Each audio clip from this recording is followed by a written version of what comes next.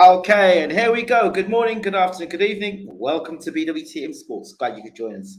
So, Joyce, the juggernaut, returns and stops Christian Hammer. Or in fact, he hammers Christian, as I've said in this title. Uh, to me, was to be expected.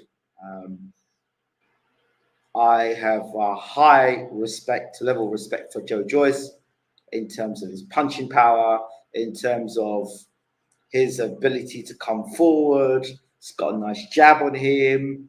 You know, he likes to bring a fight to an opponent. So to me, he's an exciting guy to watch. He's engaging, and last night he did everything I expected him to do. Yeah, did everything I expected him to do. I pause. Um, Joyce is exactly what he is. You know, he comes forward and comes to fight. And I call him the British George Foreman. People, I think, I've said it to James Ali Bashir, Uncle Bashir, and he's starting to see it now. But Joyce's strength is when he gets you against the ropes, he just bludgeons you. He's just very bad-minded when he gets you against the ropes. And he'll throw everything he can at you, use a jab, work nice to the body, bring punches up through the middle. You know, he's got a very systematic way of doing things, of breaking you down. In all Joyce fights, he'll use a jab, he'll get you to the ropes. And when he gets you to the ropes, he'll punish you from body to head. That's what he did to Christian Hammer. And that's what he will do to anybody he fights in the world. Now, there's lots of criticism of Joyce. He's slow, he's robotic, he's this, he's that. Look, you can't have it both ways, boxing fans. You know, Joyce is exciting for me, exciting to watch. Yes, he has, for me, he's got a world-class chin, but he's probably got an area level defense. If that, you know, if you put it together as a like a video game, his defense is like non-existent. He has no defense whatsoever. So, you know, when I take those things into consideration, you know, that those are his weaknesses. He can get cracked early. He can get cracked, hit with the same shot over and over again. And some would say he's a disaster waiting to happen. Okay. Now, when that disaster happens, is if the disaster happens after he becomes a world champion, well, is it really a disaster? A disaster waiting to happen, in my mind, is a guy that's going through like a boxing prospect, which is going through maybe British level and not even European level, and then on that way gets exposed. But Joyce is world level. Let's get something very clear here. I challenge you, boxing fans, to go across the world of heavyweight boxing and you look at Joyce's resume, and look at look at the guys and the type of level of guys he's been fighting in such a short pro career. Bright Jennings, Bermain Severn, uh, Christian Hammer, Daniel Dubois. You can go through the list of fighters he's fought and he's walked through and he's beaten. Carlos Takam. You can go for a list of guys who are either former world champions, top contenders, or former top contenders. So he's not been fighting your run-of-the-mill, guys who you're going to knock over in a couple of rounds. He's fought guys who've got some credibility and some durability about them. Christian Hammer is one of those guys who's pretty durable. And let's remember, when we talk about disasters waiting to happen, it was me here that said to you that David Price, if he thought Christian Hammer was going to get knocked out by Christian Hammer, it was no surprise. Because he had that looping overhand right and he can punch a bit.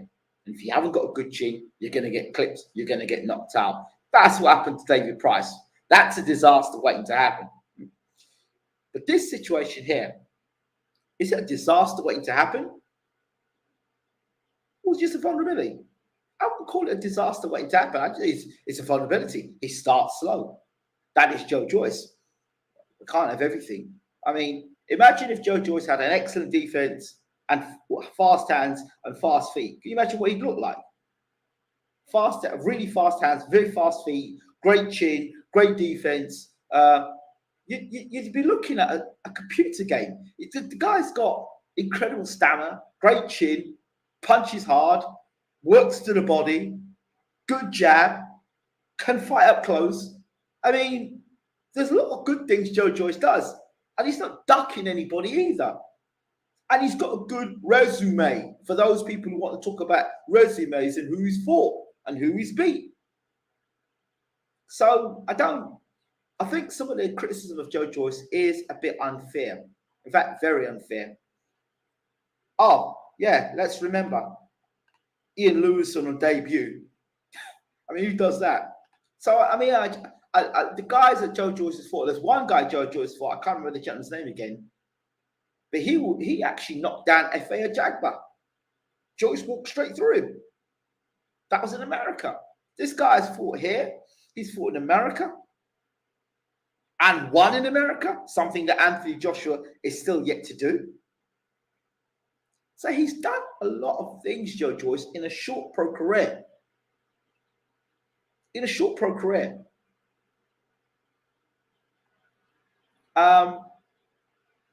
So those things I do want to bring it I want to bring it to light. And I think he's heavily criticized. Now, yes, let's address that defense stuff. Let's address it because it's a problem, and it's a big problem. You know, Joe Joyce's defense is like kryptonite to Superman. His defense is a problem because you're getting caught. It's not getting caught once with an overhand right. It's getting caught with that right hand over and over again and not making adjustments. I think in round 3, he started to make adjustments. But you can't get hit with a big right hand like that. And the question I ask this, has Joe Joyce learned his lesson from being knocked out or stopped in the first round by Anthony Joshua all those years ago? He says that if Joshua tried it now, that Joshua couldn't knock him out today. Well, Joshua hits harder than Christian Hammer, that's for sure. Joshua is a better boxer than Christian Hammer. And Joshua has the athleticism about him to give Joyce a real problem, at least early on. So has he actually learned that lesson?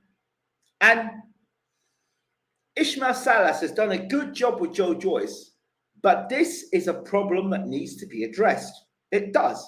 Because if you listen, some wise person that has said, Joe Joyce should go and fight Deontay Wilder. Well, let's picture this. Joe Joyce, Deontay Wilder would look like Dominic Breazeale versus Deontay Wilder.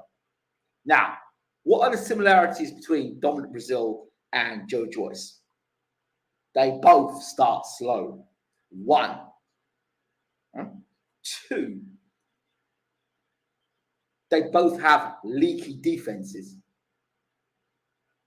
And 3, they are there to get hit. Imagine Deontay Wilder, first round, charging out and lands that right hand, just like Hammer did. But remember, Hammer is he's a shorter fighter, so he can duck his head and swing over the top. Because you're tall like that, you don't see the shot coming the same way. Now, with something like Wilder, he might not see that. He might see that punch coming sooner because he's like 6'7". So he might see that punch coming sooner, rather than a guy who's shorter and squat can swing a punch over the top. It's much like actually Tyson Fury. One of Tyson Fury's vulnerabilities was in the past was that guys who were shorter than him, 6'2", 6'3", a la Derek Chisora, Steve Cunningham, Nevin Pajcek, and the other dude as well. Those guys that were shorter than Tyson, that height, could slip under Tyson's view and chuck a right hand over the top. And bullseye, hit Tyson in the chin, Tyson would go over. Okay, so you never saw that right hand coming. There is a blind spot on Tyson Fury. If you look at it when even Wilder's looking for it, he's got the jab. If you look at the when Wilder fights and throws a straight right hand, Fury has that problem with the straight right hand and that overhand right. So he has an issue with the right hand. But what Tyson did was his justice style to turn southpaw. Now, going back a few years when I was still out on the circuit doing interviews, I spoke to Tyson. And one of the things I said to Tyson is, well, one of the things I'm concerned about on your comeback, because that was when he was out to fight Derek Chisora the second time. I said, one of the things I'm concerned of is Derek Chisora's overhand right. It's the same one that knocked down Malik Scott. It's the same overhand right that knocked down Kevin Johnson. I said, that overhand right is the overhand right that actually Steve Cunningham landed. And Tyson agreed. He said, yes, that is an issue. That could be an issue, but I've got something to show you. So what Tyson did on the night, he turned southpaw and took away Derek's right hand. So that's one way to tackle the overhand right. Again, that video is on BWTM Sports. So just look up, just look for that interview, Tyson Fury. I think he's talking about the Derek Chisora 2 rematch.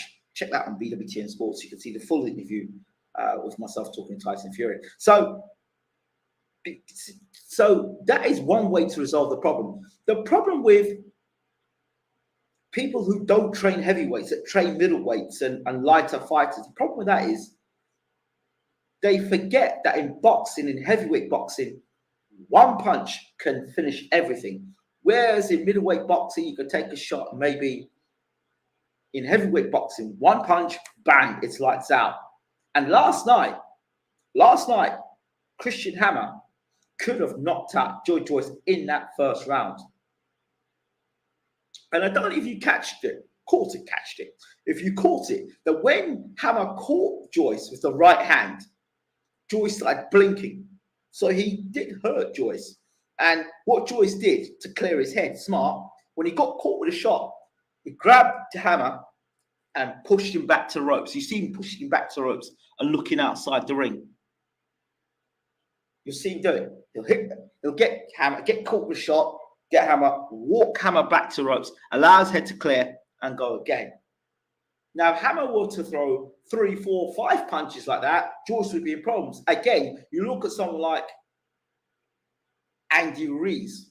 Andy Ruiz, if he's in that same position and hits Joyce with a right hand, he'll hit with a right hand, left hook combination because he's got the speed and he's used to throwing combination punches like that. So now, like a Dillian Whyte might throw a left hook. Yeah, he might catch you with a left hook and a right hand, but his combination isn't as smooth and it isn't as coordinated as Andy Ruiz. But Joseph Parker, if he catches him with the right hand like that, Parker's got the ability to finish and to get on top of Joyce because he's got fast hands and good feet.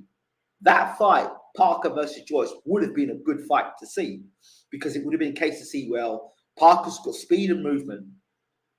It would have been almost like Tom and Jerry because Parker's going to be moving around the ring, trying not to get hit and trying to be smart and not get hit by Joyce. But at the same time, Joyce is following Parker around the ring, using the jab, trying to get him on the ropes, pin him on the ropes, and punish him. So it'd been an interesting fight. A fight that I think Joyce would have won because I don't think it's one thing Derek Chisora hitting you. It's another thing Joyce hitting you. And Joyce will hit you with left hooks, right hands, and go to your body. And when he goes to Parker's body, it's a different conversation. So I still think it's a fascinating and a great fight. So he has to address defense. Now, I go back to a video I did not too long ago talking about Joe Joyce and what I would do if I were managing Joe Joyce. I would get him fighting regular. Interestingly enough, Frank Warren reveals that Joe Joyce, who's just finished fighting in July, will be back fighting again in September. So they're trying to get him out often. Good move. So I would get him fighting 3, 4 times a year, Joe Joyce, minimum. Keep busy. Stay busy fights. I noticed when Joyce was coming out to the ring that he was making more of an effort to look like a fighter, that a marketable fighter. That's what I noticed. He looked like a marketable fighter, or he's trying to look like a marketable fighter. You know, he walks out, he looks into the camera, he's throwing punches. You know, he looked like they were trying to market Joe Joyce or sell Joe Joyce to the public. And Joe Joyce has got some things about him that I really like. Again, he's got a personality there. When he knocks somebody down, he stands up and he looks out the ring like, "I look at me, I'm here." And it almost looked to me like he was trying to put on a performance to impress somebody outside the ring. I don't know if you caught that. He kept looking outside the ring all the time. You know, there are fighters that look outside the ring when they're in trouble and they're looking for help. We know who they are, right? But Joyce was looking out the ring as if he was trying to make a point. And when he knocked down Hammer, he looked out like he was saying, "Yeah, look at me. Look at me. You doubted me, but look at me. Look at me. Look, me, look. Look." Trying to make a point, trying to make a statement. So I don't know if Joyce, behind the scenes, stuff has been said like, "You're not going to make it," or "You're not that good. He's too slow. He's big and slow. He's useless." I don't know if those things are said behind closed doors or in his or he's heard those things, because it seemed like he was trying to make a point and make a statement. He does fight like that, and he does knock guys down. I've seen him do it before. That might be his trademark. And if it is a trademark, it's a nice trademark for the next Fight Night champion that comes out, or ESBC for Joe Joyce. So that's nice. I like that.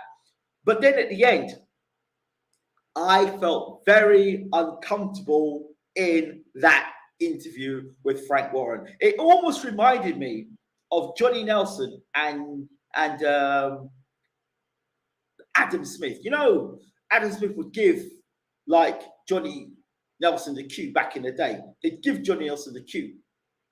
Like, give him a look, and Johnny would switch up in the way, Johnny Nelson would switch up in the way he talked. Yesterday was probably, for me, the most uncomfortable interview I've had to listen to in a while. Joe Joyce is there going, and you watch his eyes. His eyes is doing all the talking, not his mouth, his eyes. He's looking at Frank Warren. He's looking at Frank Warren and he's talking. So either one of two things have happened. Right? Like, I don't know if Frank is promoting and managing he's managing and promoting Joe Joyce now. Because I didn't see there was no sidekick at the end of the fight. There was no sidekick. Normally there's a sidekick there that's talking on behalf of Joe Joyce. Joe Joyce was talking about us. Yes, I know he's got managed by somebody. I'm trying to get my thoughts through. I know he's managed by that Adam, can't remember his guy's last name, no disrespecting, the guy from the In-Betweeners. He looks like the guy from In-Betweeners. Yeah, that guy. Adam, is it Adam Morales or something like that? No disrespect, Adam, but you do look like that guy. Anyway, so when I was looking, that's that guy from In-Betweeners. No, it's not. It's that guy. It's Adam. Right, anyway. He was sitting there and he looked like either he knew there was another fight that was, either he knew he was being managed, there was another fight already arranged. Because I heard a story, again, somebody please count if I heard a story that Tyson Fury and Joe Joyce had arranged a fight. That's what I heard. And it would make sense, you know, the fight was shown on ESPN. Tyson Fury fights on ESPN. And, you know, it would make sense for Tyson Fury to get that fight against Joe Joyce and then fight the winner of Usyk versus Joshua. It makes sense if Tyson wanted to stay busy fight. You know, I'm thinking, one question I do have to ask boxing fans. When did Joe Joyce win the WBC silver title? I'm still trying to work this out. Because I know that Dillian Whyte had the WBC silver title, or he had the interim title. Somebody kind of clear me up on that. Somebody clear me up on that. I don't think we'll see Joe Joyce versus Hughie Fury, but I'll keep that to myself. I don't think we'll see that fight. No. Anyway, just thought I'd put that there. Yeah, he does. He does look like him a lot. So I don't know if that's a true story. And it was going to be like October time. Now Frank's talking about September the 20th. So it's like, if you could look at Joe Joyce's eyes, go back to the interview, it looked like Joe Joyce already knew who was going to fight, or he had an idea who they were thinking about fighting. We know Andy Reese is not in there, and what's his name? What's this guy's name? Luis Ortiz is not there. So it looks like they've got something lined up. And Frank was saying, muttering something about, we've got something lined up. A Dillian White fight. Does Dillian White really want to be coming back and fighting Joe Joyce? I would not advise Dillian White to fight Joe Joyce. Not at all. It seems to be like Parker Scupper the Joyce fight, like you said, is really good matchup. It is. Yeah, because I think Parker has got a better deal in fighting Lucas Brown. I mean, I tell you what, I would stick Lucas Brown in with Joseph Parker with Joe Joyce tomorrow, because if he lands one of them humdinger right hands, we could have a very interesting fight. So remember now, the way I'm looking at it is that they're trying to sell Joe Joyce. Joe Joyce, to me, how do I describe Joe Joyce's situation at the moment in terms of promotion? Joe Joyce is like,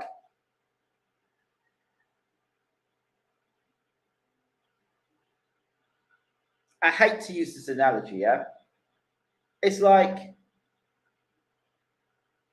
you've had a bad experience eating eggs, right? So you have a biasness in your mind already. You've had salmonella from eating eggs. You vomited, you went on holiday, you ate some dodgy eggs. No, it hasn't happened to me. And you vomited and you vomited and you vomited and you had salmonella poisoning, right? Now, you're in a new relationship. You got a girl, your girlfriend, and your girlfriend's beautiful and stuff. And she says, honey, I'm going to come around and cook for you. And then she's putting eggs on the table to you. And you're looking at them eggs and you're going, really? And they look runny. Now, your wife can cook. She's cool. Or your girl can cook. She's good. She's cool. But she's got runny eggs on the table. You're thinking back to those runny eggs. You're thinking back to them days. I don't know. I don't know if I want to go back to them eggs. And it's like, the feeling I get is like people trying to sell, like Joe Joyce is like runny eggs. It's like, here you are. This is Joe Joyce. This is Joe Joyce. And people are going, nah, I'm not sure if I want to work this guy. I'm not sure if this dude is this is not what we want in the heavyweight picture. I'd rather Anthony Joshua. I'd rather Tyson Fury. I'd rather Daniel Dubois. This Joe Joyce, I don't know. He's not. I don't know if I want to have that experience. So that's the impression I get when they're trying to sell Joe Joyce. It's like they're trying to push Joe Joyce into your face. Push Joe Joyce. Push Joe Joyce. And Joe is trying. He really is trying. But I think the people who have managed Joe Joyce, no disrespect to them, but they don't get it. They don't get it. First of all, Joe Joyce, do not come out in a robe. Stop coming out in a robe. When you come out to fight, you come out like a gladiator. Leave that robe for Anthony Joshua. Leave that robe for Tyson Fury. Leave that robe for Daniel Dubois. Yeah. You should be coming out off. When people see you, it should just be bare-chested, black shorts, black boots. You're coming to fight. That's it. Stop that nonsense of coming out with that robe. No, it's not you. Not you. Right? And if I were Joe Joyce, I'd shave his head off. Complete new look. Shave his head off. Go and I said before, look at Sonny Liston. Look at George Foreman. Those are the guys you want to be looking at, Joe Joyce. Intimidation. Stop the interviews. Stop them. Just have very little to say. have very little to say, because what you're saying isn't convincing anybody. It really isn't. I'm ready. I'm there to be I fight the best guys in the world. Yeah, it's me, it's Joe Joyce. Look, remember me, I'm Joe Joyce. I've probably got the best resume in the British heavyweight boxing at the moment. Probably one of the best resumes in world boxing at the moment. But it's just me, Joe Joyce. Then when you go in the ring, you're fighting like a monster, like a man possessed, like a mummy. Yeah, outside the ring, hey, Joe Joyce. And people ain't buying it. So you need to change your whole demeanor. So scrap that whole thing with that hairstyle. I don't know where you're going with that hairstyle. Get rid of that hairstyle. Bald-headed, right, Joe? Bald-headed, and go down the George Foreman route. And you ain't even talking to nobody. You're looking at people like this. Do you know what I mean? Every you look at George used to do it. You've got a character there. So then it all makes sense. So that when you drop a guy now and you do that, it fits with your character. It kind of fits your character because, you're intimidating guys. You're saying, I'm here to have it. I'm here to beat you up. I want to beat you up. I'm going to show you. And then when you drop a guy, I see the way you do it. So you've got that killer instinct in there about you. But this stuff that you've got around you, bro, it don't match. It don't work, right? It doesn't work. You got a guy who's beside you who looks like something like the in-betweeners. Bro, it doesn't work. You need some time in the States, right? You need some time in the States around a George Foreman and sit down and talk with George. You need that, right? You look at Lennox Lewis. Even when Lennox Lewis came to the ring, he had a thing about him. Yeah, he had an aura about him. You understand? And he had his own character, had his own way, but he had a defining character. And he had Frank Maloney residing. But people respected Frank because of Lennox and the way Lennox conducted himself. So it's got nothing to do with the guys being short. I just think you need to look like a killer. That's what I'm saying to you. You don't look like a killer, bro. You just don't. But you can. You need a full reshape because you've got everything else there. Great chin, big punch, works the body, great engine. But the way you're promoted or the way that you are presented, like them eggs.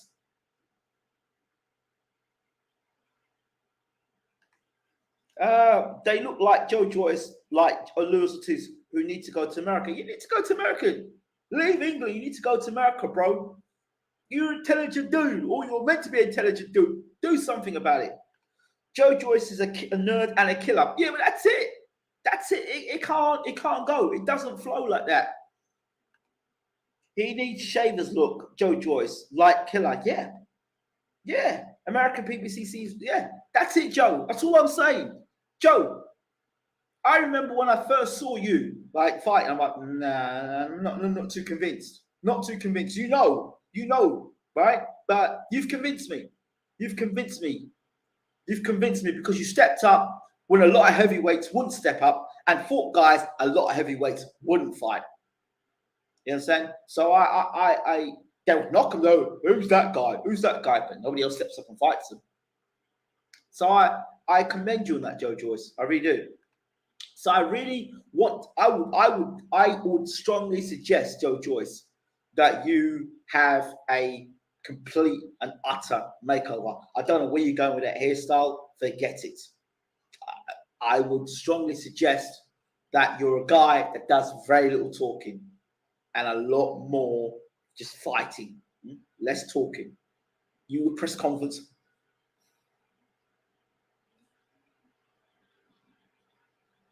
You know, you could go down the Anthony Joshua route, but you just you look at Derek Chisora. Chisora hasn't got half the talent you have, hasn't got half the boxing ability you have, right? But Derek Chisora, when Derek Chisora goes to a press conference, people buy into Chisora because they don't know what Chisora's going to do next. They don't care about Chisora's resume. Chisora's lost a lot of fights. But because Derek Chisora brings a certain entertainment and a character, and you don't know when it's going to kick off with Chisora, they have that. And Chisora knows that. Chisora will bang a table and flip a table and do some silly things. You think these promoters don't know that? That's why they buy into Chisora. That's why Chisora will keep fighting, because he's got a character. He's got a brand. Joe Joyce, what is your brand? You're the juggernaut. So you can't. Somebody said for you to come out in that garden pot. I don't know who advised you to do that, but it did not bode well for you, right? I don't understand it. So I don't know why people around you seem to disperse. Like you were with David Hay, he chipped for the Forest, and then so did Sam Jones, who was all backing you to the hill, and now chipped as well. So now I don't understand. Somebody's going to have to make sense. Wouldn't mind seeing Joyce Piccoli. Would be a good fight. Yeah, that's a good fight. Absolutely a cracking fight. Piccoli's got no defense, and the other geezer, Joe Joyce, has got no defense. It would be the battle of no defenses. Joe Joyce not careful, he might be fighting Derek Chisora, Pulev winner, or might bring Price out of retirement. Chisora throwing a chair is a must-see TV. That's it. That's it. People tune in to see that stuff. Even the Americans know what Derek Chisora is about. They go, oh yeah, he's lost a lot of fights. You think when Derek Chisora goes to a press conference, they're thinking about his fights? Nobody thinking about Chisora and his fights. All Chisora has to do is wear a cap, war, and they know he's going to bring it. And they know on the night he's going to bring it. It's like you, Joe Joyce. We know you're going to bring it. But yet, inside the ring, you're bringing it. But outside the ring, you ain't. It don't make no sense, bro. You don't. Joe Joyce, another example of Joe Joyce is like when you see a really, and this is a stereotype, so you see a really, really beautiful, sexy looking woman with some absolutely dog ugly bloke, right? And you go, what the hell does she see in him? The guy's got one eye going one way, the other guy going the other way. His nose is like that. He's thinking, right, man. But you think, what does she see in him? It must be for money. That's what we think. So we get stereotypes. And Joe Joyce is like that. You think, I don't understand where they're going with this Joe Joyce thing. I know they're trying to push him. I know that they're pushing him, but at the moment, there's resistance. Tony Yoka, Joe Joyce, yeah. Joyce versus Jagba, yeah, great fight. Jagba, for me, is a guy, I don't know if he's lost his heart, or his bottle, or his focus, or he's got too much money, or he's got mind of other investments and business. But at Jagba, he needs to be fighting. And Joe Joyce and him would be a great fight. Joyce becoming Sunday market fighter.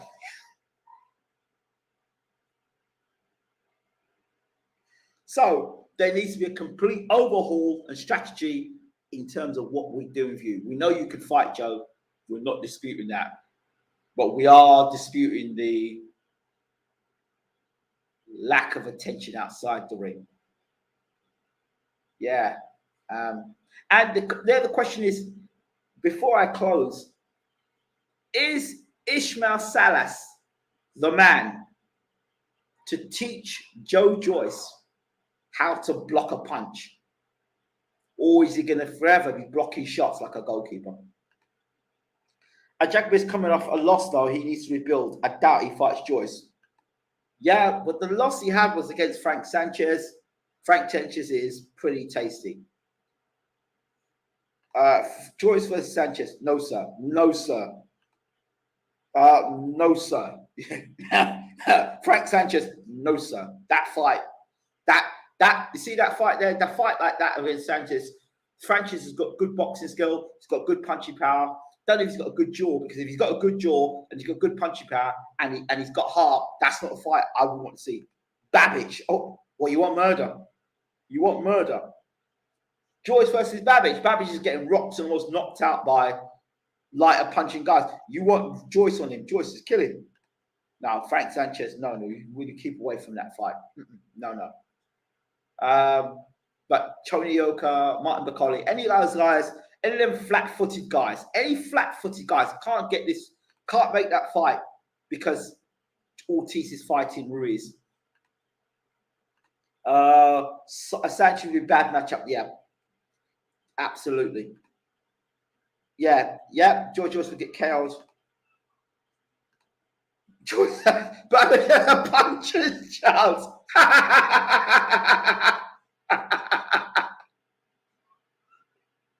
That sounded like something right out of the Sky Sports, BT Sports,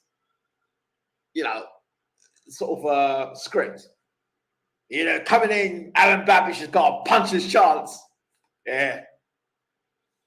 He's got a punching chance. That's it. Not a punching chance. Joyce with Fabio Wardley. No.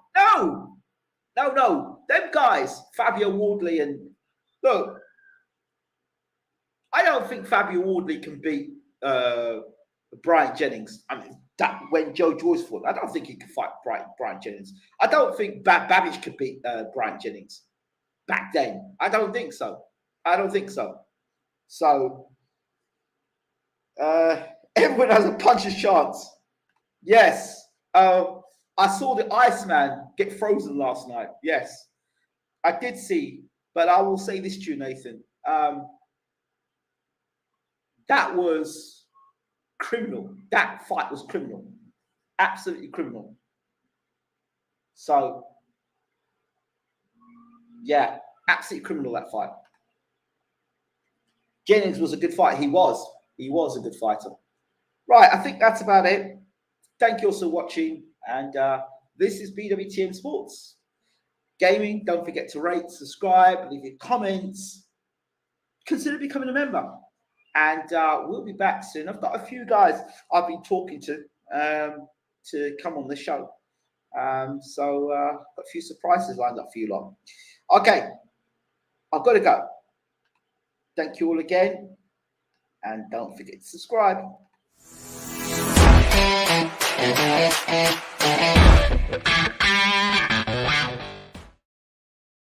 And before I finish, I forgot to say, please join me on my new channel, Lagos Cricket Academy. Please, love you to go over there and subscribe. We're doing some great work over there.